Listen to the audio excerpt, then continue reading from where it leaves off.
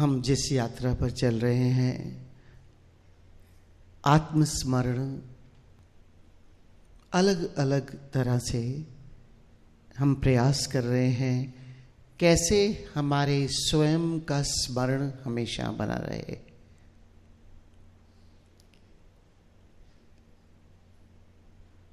कल एक मित्र ने मुझे पूछा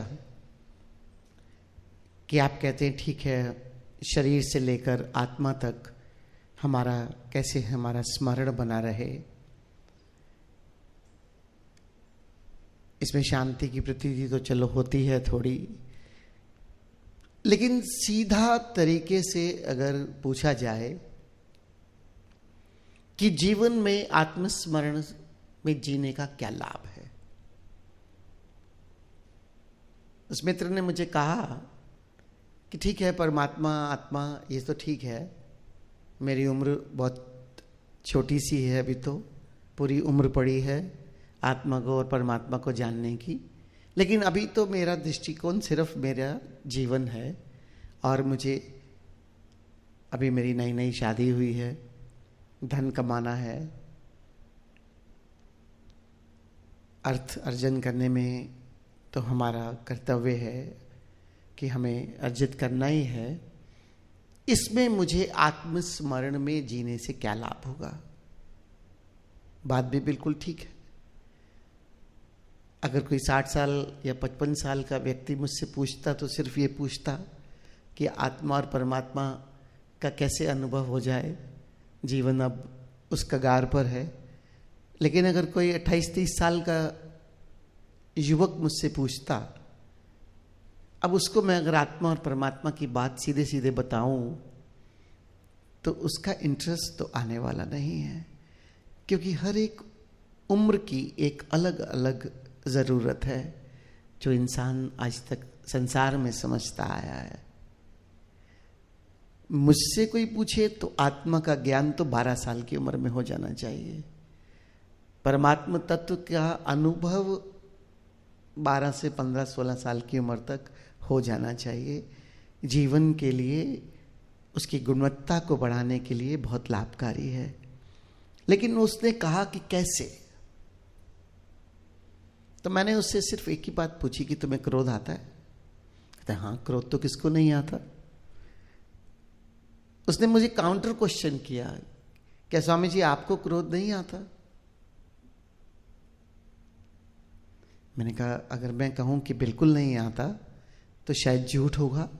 हाँ, कभी कभी लहर उठ जाती है, लेकिन हाँ, मैं उसको कोशिश करता हूं कि वो रिएक्शन में ना बदले। अंदर इरिटेशन पैदा हो रही है, उसी समय उसे देख लिया जाए और उसके प्रति जागरूक हुआ जाए और उसके जीवन में कोई रिएक्शन ना हो। लेकिन मैं कहूं कि कभी इरिटेशन की लहर नहीं उठती तो शायद झूठ होगा। तो कहते हैं अगर आपको इरिटेशन की लहर उठ जाती है तो मेरे को क्रोध आता है 30 साल की उम्र में, तो कुछ गलत तो नहीं है। मैंने कहा मैं गलत और सही की तो मैंने बात ही नहीं की, बात सिर्फ और सिर्फ इतनी पूछता हूं कि क्या तुम्हें क्रोध आता है? आता है। क्या कभी कभी कामनाएं घेरती हैं? घेरती हैं। इसका परिणाम जीवन में क्या है, तुम ये तो मुझे बता सकते हो? बस जब गुस्सा आता है तो उसके बाद मैं आप जस्टिफाई करता हूं कि जो मैंने गुस्सा किया, जो मैंने क्रोध किया, वो करना आवश्यक था। मैंने कहा चलो, तुमने अपने आप को जस्टिफाई किया, उसके बाद तुम्हारे भीतर कुछ प्रभाव, हाँ थोड़ी देर मन उदास रहता है। तो मैंने कहा इसका मतलब तुम्हारी जस्टिफिकेशन तुम्हें तो काम नहीं कर रही, तुम अपने आप को समझाने का प्रयास तो कर रहे हो कि हाँ मेरा क्रोध करना जरूरी था, लेकिन अगर वाकई ही जरूरी होता तो बाद में तुम्हें आनंद मिलना चाहिए। जरूरत की हर जो भी हम क्रिया कर रहे हैं उसके बाद तो हमें एक तरह से कंटेंटमेंट, आनंद, खुशी होना चाहिए कि हाँ मैंने ठीक काम किया। अगर उदास होता है मन तो कहीं ना कहीं तो पश्चाताप, प्रायश्चित की भावना अवश्य होगी। थोड़ी देर मौन रहने के बाद बोला हाँ शायद आप कह सकते हो। मैंने कहा चलो, इसका मतलब जितने पल तुमने उदासी में, या प्रायश्चित कहो या पश्चाताप कहो, कुछ भी शब्द का प्रयोग करो, तुमने अपने जीवन को ठीक से जिया तो नहीं। ठीक है, नहीं जिया तो मैंने कहा यही फायदा है आत्मस्मरण का, कि तुम्हें ये पल जो तुम्हारे जीवन के कह सकते हो कि खराब क्वालिटी, अच्छी क्वालिटी के नहीं तुमने जिए, ये तुम्हारे रुक जाएंगे। बोलता है ऐसे मेरे से मत बात करिए आप कि आत्मा को जान लूंगा और परमात्मा को जान लूंगा, तो ये मेरे जीवन में जो ये पल मैं जीता हूं ये कुछ खराब, ये कम हो जाएंगे। कैसे? कहते डॉक्टर के पास जाता हूं तो मुझे दवाई देता है, मैं खाता हूं, मुझे पता है कैसे खानी है, पानी के साथ खानी है या गर्म पानी के साथ खानी है, और मैं ठीक हो जाता हूं। तो आप ये सब बातें मत बताइए कि कब मुझे आत्मा की अनुभूति होगी और कब मुझे परमात्मा की अनुभूति होगी। प्रैक्टिकल बात बताइए। आप बहुत प्रैक्टिकल करते हैं जीवन को, तो आप मुझे प्रैक्टिकल बात बताइए कि आत्मस्मरण में जीने से, चलो ये मेरे खराब क्वालिटी के जो मैं समय गुजारता हूं ये कैसे बच सकते हैं। मैंने कहा थोड़ी जड़ में जाओ, ये तो रिजल्ट है। ये जो इरिटेशन तक ही तुम काबू कर लो अगर, तो ना क्रोध आएगा, ना पश्चाताप होगा, और ना ये गुणवत्ता जीवन की कम होगी। कहते चलो बताओ कैसे करते हैं। मैंने उससे कहा कि जब कोई तुम्हारे साथ कुछ भी व्यवहार करता है संसार में, और हमारे चारों तरफ के जो रिश्ते हैं, मैंने पहले दिन भी आपसे कहा, उनका नियंत्रण मेरे हाथ में नहीं है। वो किस तरह से मेरे से व्यवहार करेंगे ये मेरे हाथ में नहीं है। मेरे हाथ में है तो सिर्फ क्या, मैंने क्या करना है। उस परिस्थिति में जब मेरे साथ घटनाएं घट रही हैं, और जीवन घटनाओं का जोड़ है, हर पल एक नई घटना खड़ी है घटने के लिए। मन उसे कभी अनुकूल और कभी प्रतिकूल का लेबल भी लगाता है, और जब कभी प्रतिकूल होता है तो भीतर शिकायत भी आती है, कभी कभी क्रोध भी आ सकता है। तो अर्थ सिर्फ इतना है कि मेरा जीवन मेरे हाथ में है। जिनको मैं प्यार करता हूं, जिनको मैं प्रेम करता हूं, जिनके साथ मेरे बायोलॉजिकल रिश्ते हैं, या जिनके साथ मेरे मित्रवत रिश्ते हैं, जिनको मित्र को मैंने चुना, या जो काम की जगह है वहां पर जैसा भी व्यवहार हो रहा है वो मेरे कंट्रोल में नहीं, उसका नियंत्रण नहीं है मुझे। मैं तो अपनी तरफ से सबके साथ अच्छाई करता हूं, सबको प्रेम देता हूं, सबका ख्याल रखता हूं। कौन व्यक्ति है इस संसार में जो अपनी तरफ से जानते हुए गलत कार्य करेगा, जो सोच के कि इसका परिणाम गलत होने वाला है। यहां हर व्यक्ति जो कर रहा है अपनी तरफ से सही कर रहा है। एक पिक्चर आई थी अंधा कानून, मुझे उसका एक डायलॉग बहुत पसंद है। अमिताभ बच्चन का डबल रोल, एक पुलिस और एक अपनी पत्नी के कातिलों से बदला लेने वाला उसका पिता। पुत्र कहता है कि इनको मैं सजा दूंगा, और पिता कहता है कि तुम्हारा कानून कुछ नहीं, मैं सजा दूंगा। दोनों एक बार मिल जाते हैं। वो अपनी पत्नी और वो अपनी मां की कब्र में, दोनों में आर्गुमेंट होता है। तो जो पिता है वो अपने हाथ में 6 बनाता है, 6 बनाते हैं ऐसे, और 6 बनाता है और कहता है देखो मुझे ये 6 दिखता है, तुम्हें ये 9 दिखता है। जो बना है वो तो सिर्फ एक रेखा खींची है। यही समस्या हमारे साथ है। हम कितना भी अच्छा डिलीवर करने की कोशिश करें, जरूरी नहीं है कि सामने वालों को वैसा ही डिलीवर होगा। आप कितना ही अच्छा प्रेम से कोई कृत्य करें, उसका परिणाम दूसरे पर कैसा घटेगा ये आप निर्धारित नहीं कर सकते। और यही कारण है कि जीवन में हमारे कम्युनिकेशन गैप्स कहो या अभिव्यक्तियां कहो, जो जीवन के अंदर इस तरह की घटनाएं घटाती हैं, चाहे उसे कामनाएं कहो, चाहे क्रोध कहो, चाहे लोभ कहो, चाहे मोह कहो। तो जीवन तो मेरे नियंत्रण में नहीं, कम्युनिकेशन गैप्स हर जगह पर होने की संभावना है, मेरे हाथ में क्या है। अब मैंने उसे कहा सूत्र आत्मस्मरण, चाहे तुम शरीर के स्मरण से भर जाओ, चाहे तुम सांस के स्मरण से भर जाओ, क्या चाहे तुम शून्यता के स्मरण से भर जाओ, ये हमारी 3 परतें हैं। और जिस तरह की प्रतिकूलता मेरे जीवन में घट रही है, मैं उतनी इंटेंसिटी की घटना के अनुसार अगर मैं अपने आत्मस्मरण का तल बदलता चला जाऊं तो मैं रिएक्शन से बच सकता हूं। पूछता कैसे? ये बहुत सिंपल है। कोई अनजान व्यक्ति तुम्हें कुछ कह रहा है, ट्रेन में सफर कर रहे हो, फ्लाइट में हो या बस में हो, जिससे तुम्हारा इतना लेना देना नहीं, तुम उसे विक्षिप्त कहकर उस बात को भुला सकते हो, लेकिन कहीं ना कहीं लहर उठ सकती है। वहां अगर तुम्हारा शरीर का स्मरण है, तुम रिएक्ट नहीं करोगे। क्यों? क्योंकि तुम्हारा कंट्रोल तुम्हारे हाथ में आ जाएगा। आत्मस्मरण का सबसे बड़ा जीवन के अंदर जो लाभ मैं देखता हूं, अगर बनिए की दृष्टि से देखें, आप रिएक्शन से मुक्त हो सकते हो। आपके भीतर ये स्वतंत्रता आ सकती है कि आप रिएक्ट करना चाहते हैं या नहीं, क्योंकि आप स्वयं के मालिक हो जाते हैं। वो स्वामित्व जो मैंने पहले दिन भी कहा, वो इसी तरह से घट सकता है।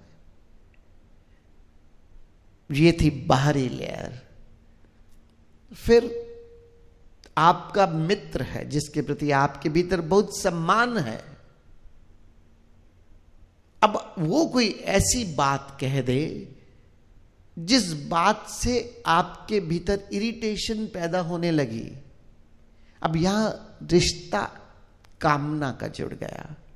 अनजान व्यक्ति से आपकी कोई कामना नहीं थी, आप शरीर के स्मरण से उससे मुक्त हो सकते थे, लेकिन जिससे आपका मित्रवत है वहां कामनाएं जुड़ी हैं। और जहां कामनाएं जुड़ी हैं, वहां जब कामनाओं को क्षति पहुंचती है तो इरिटेशन की इंटेंसिटी थोड़ी स्ट्रांग होती है, क्योंकि आप उम्मीद नहीं करते कि मेरा मित्र ऐसा करेगा मेरे साथ। अब वहां थोड़े और सरक जाना भीतर और सांसों के स्मरण से भर जाना। सांस आपको अपने स्वामित्व में और स्ट्रांग तरीके से पकड़ लेती है। आप अपनी सांसों को देख रहे हो, अब मैं आपसे बात कर रहा हूं, हो सकता है आप मेरी बात से सहमत हो सकता है आप मेरी बात से सहमत ना हो। जरूरी तो नहीं कि जो मैं कह रहा हूं वही सही है, बहुत सारे सॉल्यूशंस हो सकते हैं। आप इस समय मुझे सुनते हुए अपनी सांस के स्मरण में जी सकते हैं। अभी प्रयोग करिए, शरीर से थोड़ा भीतर, शून्यता में जाने की आवश्यकता नहीं। यहां जब हम संसार में रिलेट करते हैं और आप रिसेप्टिव हैं, वहां आप आसानी से अपने सांसों के स्मरण में रहकर मुझे सुन सकते हैं, मेरी बात समझ सकते हैं, मेरी बातों का जानते हुए होश के साथ, जागरूकता के साथ प्रति उत्तर भी दे सकते हैं। करिए प्रयोग। अभी कहावत बनी ना, हाथ कंगन को आरसी क्या, पढ़े लिखे को फारसी क्या।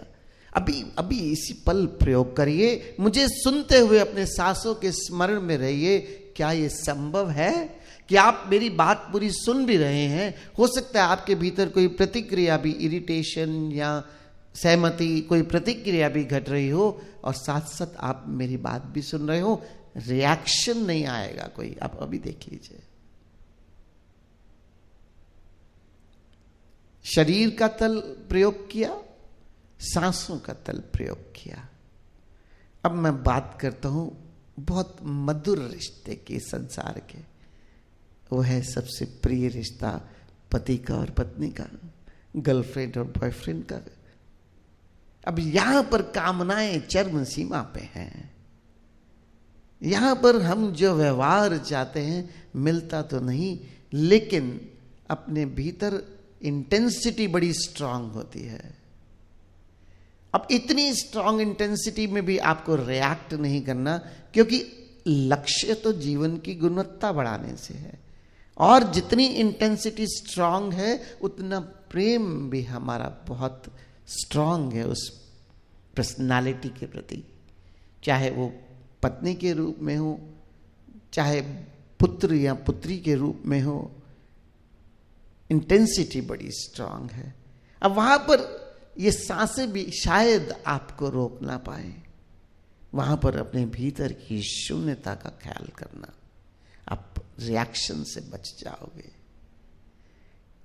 कछुए को देखा है कभी? उसकी गर्दन अगर किसी वीडियो में देखोगे, वो धीरे धीरे अपनी गर्दन सरकाता है अपने भीतर और अपने शेल में चला जाता है, और उसके बाद उसके ऊपर लठ भी मारो तो कोई असर नहीं।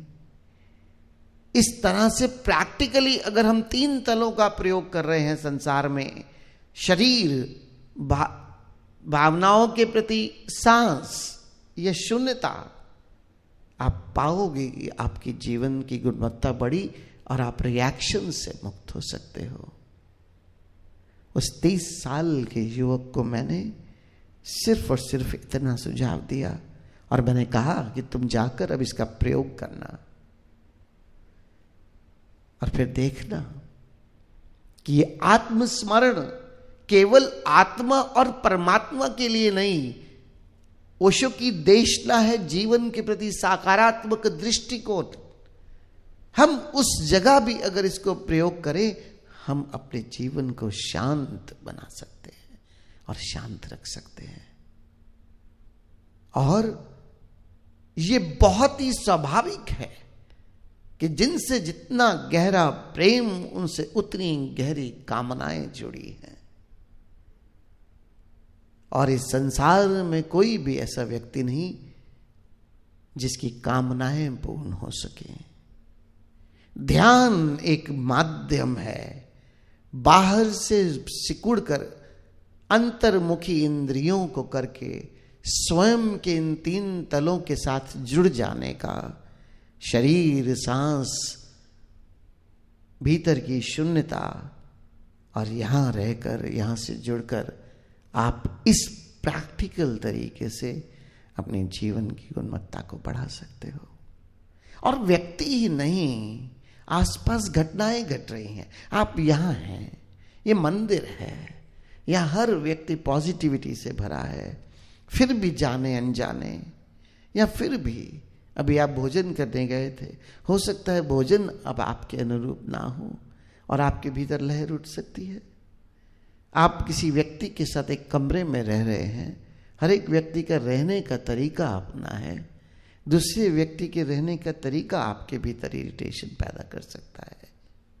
ये शील्ड को समझ लो, ये 3 तरह के कवच हैं, बाहरी कवच से लेकर भीतरी तक, और जिस तरह का हमला है कहो, उसकी इंटेंसिटी है, उस तरह का बचाव कर लो, आपकी जीवन की गुणवत्ता बढ़ती चली जाएगी।